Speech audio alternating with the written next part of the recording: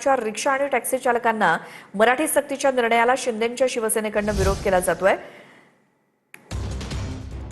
अमराठी रिक्षा आणि टॅक्सी चालकांना 1 मे पासून मराठी भाषा सक्ती करण्याचा निर्णय घेण्यात आलाय।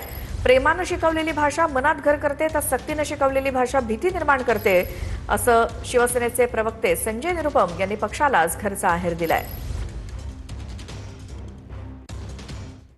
तर रिक्षा टॅक्सी चालकांना 10 वाक्य तरी मराठीमध्ये बोलता आली पाहिजेत। परिवहन मंत्री प्रताप सरनाईक यांच्या बैठकीत साहित्यिकांच्या सूचना। काल प्रताप सरनाईकांच्या उपस्थितीत साहित्यिक प्रशासकीय अधिकारी यांची बैठक पार पडली। तर महाराष्ट्राला वेठीस धरू पाहणाऱ्यांना धडा शिकवण्याची हीच वेळ असल्याचं, तसंच रिक्षा टॅक्सी चालकांना मराठी सक्तीच्या मुद्द्यावरून मनसेच्या संदीप देशपांडेंनी ट्विट केलेलं आहे। महाराष्ट्राला वेठीस धरू पाहणाऱ्यांना धडा शिकवण्याची हीच वेळ असं म्हणत रिक्षा टॅक्सी चालकांना मराठी सक्तीच्या मुद्द्यावरून मनसेच्या संदीप देशपांडेंनी केलेलं ट्विट।